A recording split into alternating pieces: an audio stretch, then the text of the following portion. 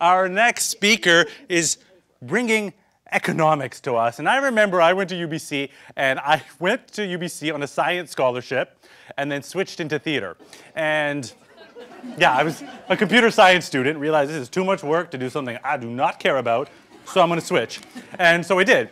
And I'm pretty sure I took Economics 100, because I know I went to the Commerce Building a lot, and I'm pretty sure I took a 6-credit course that I don't actually remember anything from it, like consciously, maybe subconsciously, it influenced my life because, you know, we change by everything that we experience, but I don't remember. And now, when I think of economics, it's like you're going to think maybe, oh, slides, graphs, spreadsheets. I don't have any here. I just was going to the prop. Well, our next presenter, Dr. Roslyn Kunin, likes to approach economics in a different way. She may present the idea that it is the way to move forward. We always have to consider economics. Where am I going to get my next job? Who and how am I going to hire someone? Should I hold or should I expand my business? How are the trends in economics going to affect the members of my association? Well, when Dr. Kunin comes up here, she approaches this subject in a clear and practical manner. So it's not just ideas and information, but rather, how can we apply it to our lives? She's going to talk about how to do our own economic analysis. Ladies and gentlemen, the Doctor of Economics, Roslyn Kunin.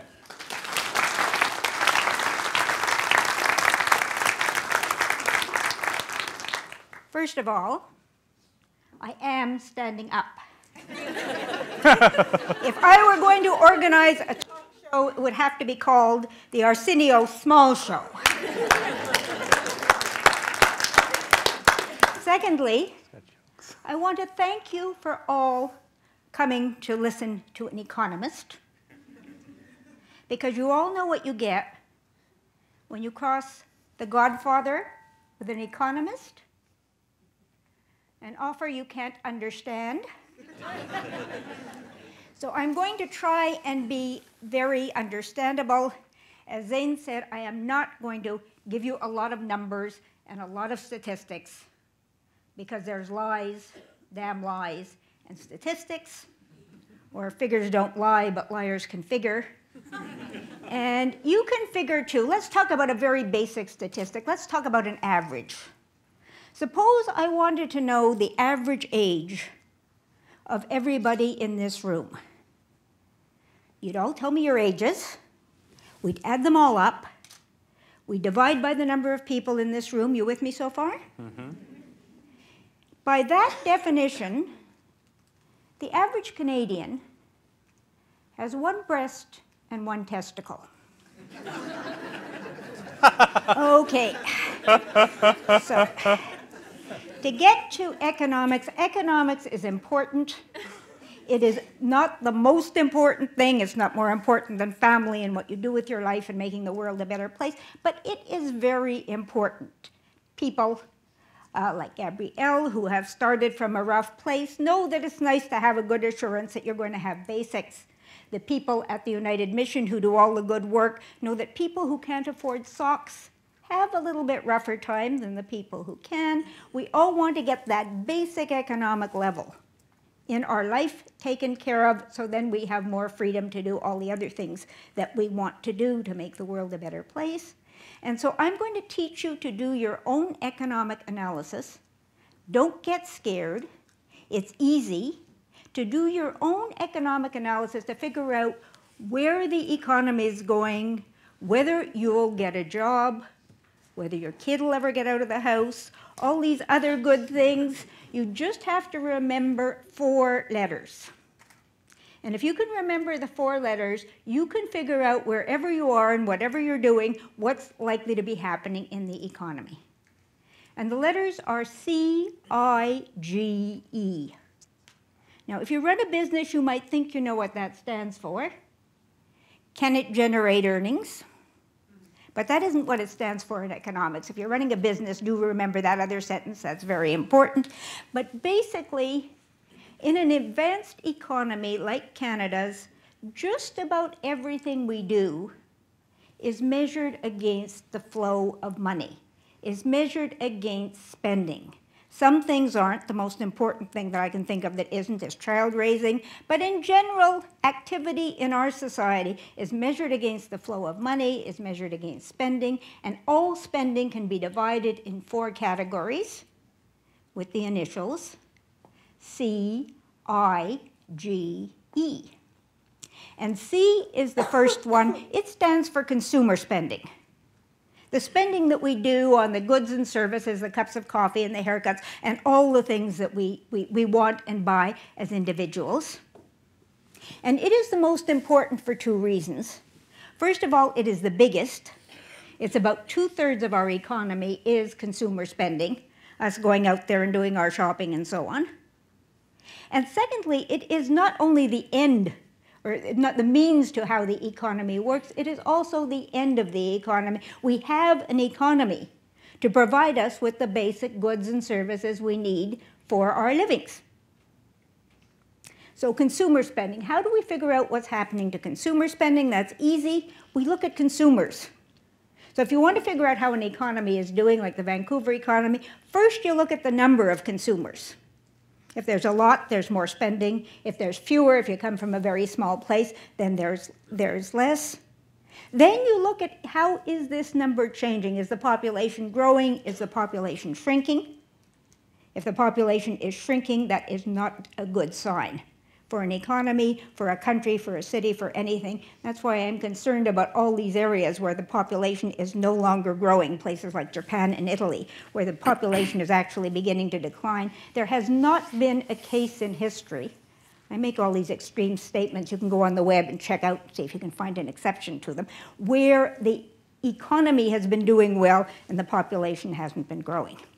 So we have the number of people. Then we have to look at the people. Are they working? Do they have jobs? Do they have incomes? How old are they? This is a very important description because how old you are determines how much spending you're likely to be doing. So looking at population, think of demographic pyramids. I didn't bring slides. You're going to have to listen and you're going to have to put some pictures in your heads. So the demographic pyramid, think of a nice triangle.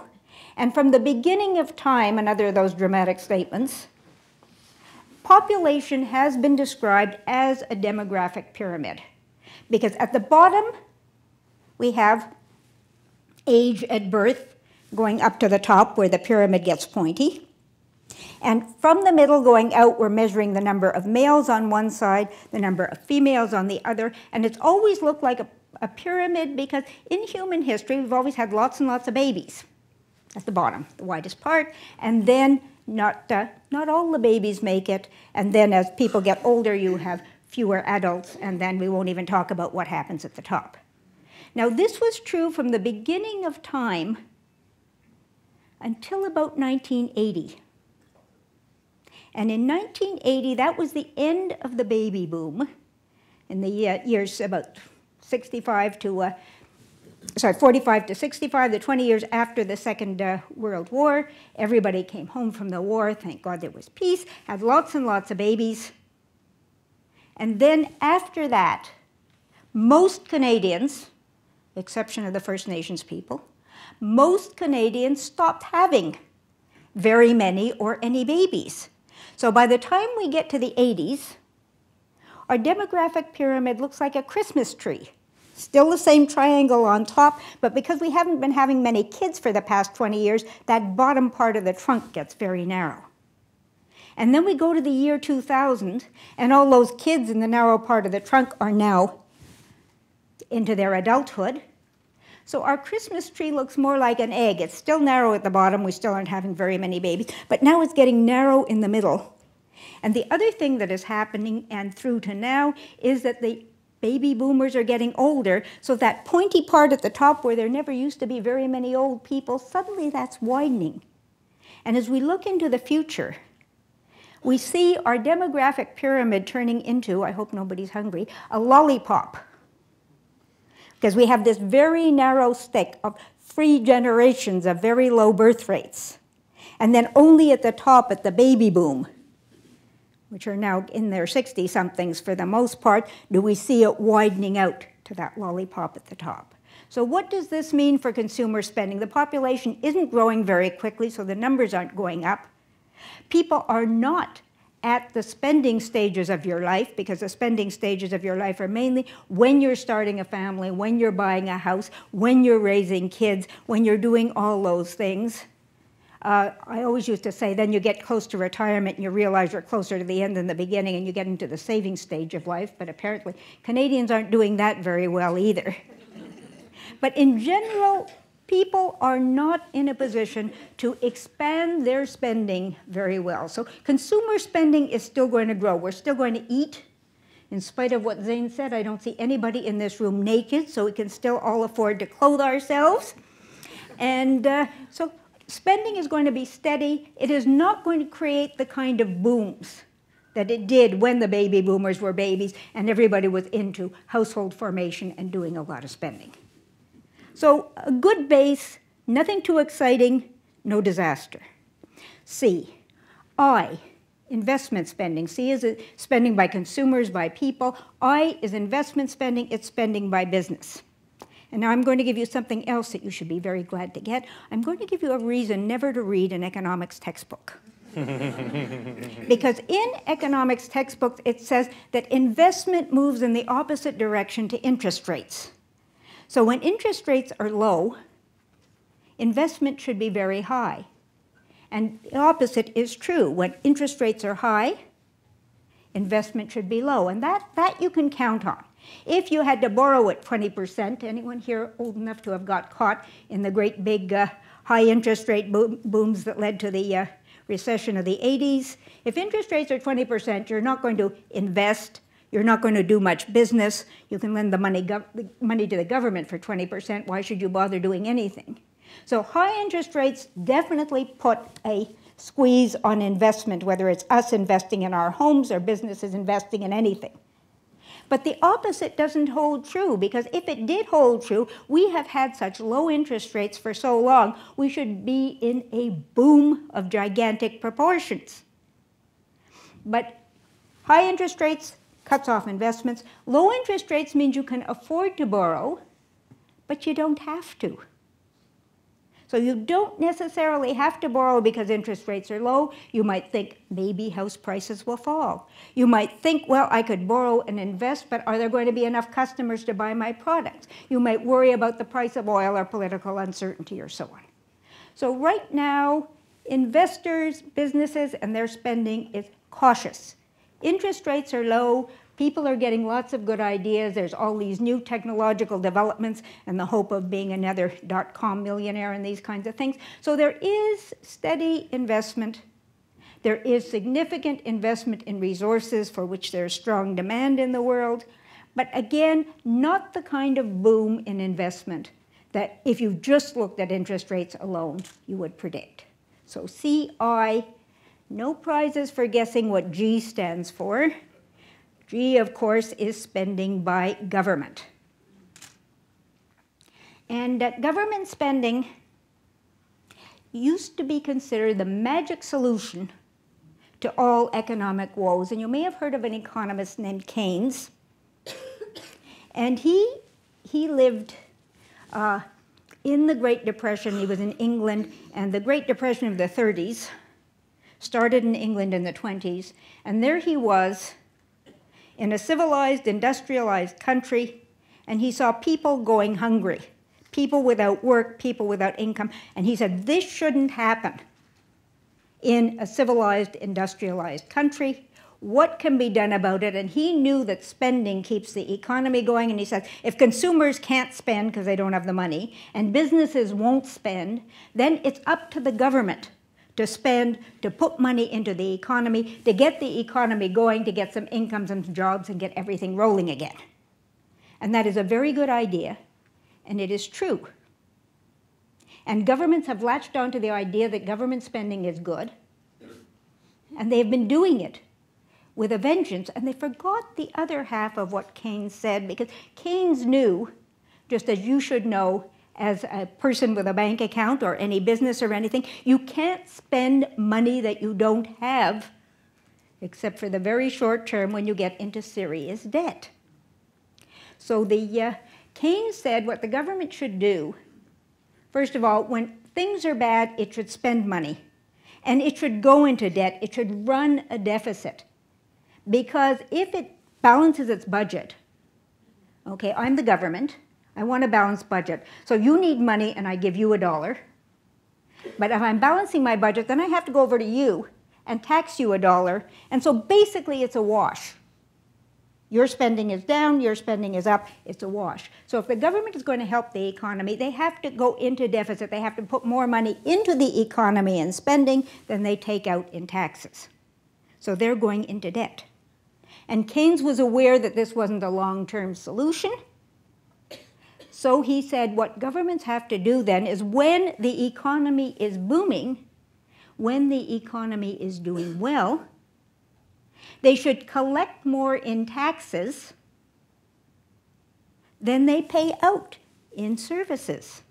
They should run, and listen carefully because you may never hear this word again with respect to government, a surplus. So when the next downturn comes, they have the money in the bank to put out into the economy and help get it rolling again. And as I said, governments, Canadian governments, American governments, European governments, you name them, have been great at the spending part, not so good, even though we really do think governments really do love to tax because they do so much of it, not so good as collecting the money in and putting it aside for a rainy day. And so governments right now pretty well uniformly find themselves in debt, which means they've got spent more in the past than they had, and they owe the debt. Anyone who's ever had a credit card knows that. And in deficit, which means that they are currently spending more than their income, so their debt is actually growing. And so governments now have finally realized that this is not a tenable long-term situation. And so they're trying to balance their budget. So right now, if I'm giving people advice, and I do this a fair amount on what jobs to go into and things like that, I say, don't consider a career where the government is the only or the major employer, because governments don't have money, governments are concerned with balancing their budget, and anything that is heavily dependent on government spending, including a lot of good causes, is going to find it very, very hard to get money. So C is okay. I, investment, is not too bad, not too good. G is pretty darn tight. Governments are not, because of their previous spending, their current deficits, their past accumulated debts, governments are not in a position to spend, so we cannot rely on that component of the economy to lead to growth. Finally, we come to E, which stands to exports, for exports, spending by foreigners. Really net exports, exports minus imports, how much foreigners spend in Canada, how much of our goods and services they buy, less the amount that we buy from the rest of the world. And we are a big trading nation. We do a lot of exporting. And here we have great potential. And we have great potential because we have diversified our economy. 20 years ago, we would not have been in a good position with respect to exports, because then we were like a business with only one customer. Close to 90% of our trade was with the United States. Thank heaven we are not in that position now, because as you all know, the American economy, and if you did the CIGE analysis for the United States, you'd see a lot of downside there. The American economy is slow. Their government is in a worse position than we are. Their businesses are more nervous than ours. Their consumers have had a real shock with their financial crisis in the last decade, and so on. So so the United States is really slow, and if that were our only customer, our net exports, would be in real trouble. But fortunately, we have started to diversify. We are working on getting a free trade agreement with Europe, which is another market that is as big as the United States, and we will be doing more and more of our trade there. Asia is a huge growing market. Their consumers are growing, their investment is growing, many of their governments are still spending, and their trade is very, very large. So we have a huge market for our exports, our resources, our services. And so that component of our economy is really, really strong. So if we're just looking at the economy right now, we see that in spite of some dramatic pessimism in some of the media, our economy is probably doing okay. We are going to be growing. We aren't going to go into a depression. We're probably not even going to go into a recession, but we're going to be growing modestly, steadily, comfortably. That old Chinese curse, may you live in interesting times. It may not be so interesting, it may not be so newsworthy, but altogether, it is not a very bad time to be living, raising a family, doing your business, and trying to help the world. They say if you took all the economists in the world and put them end to end, they still wouldn't reach a conclusion. They lied. I have. Thank you.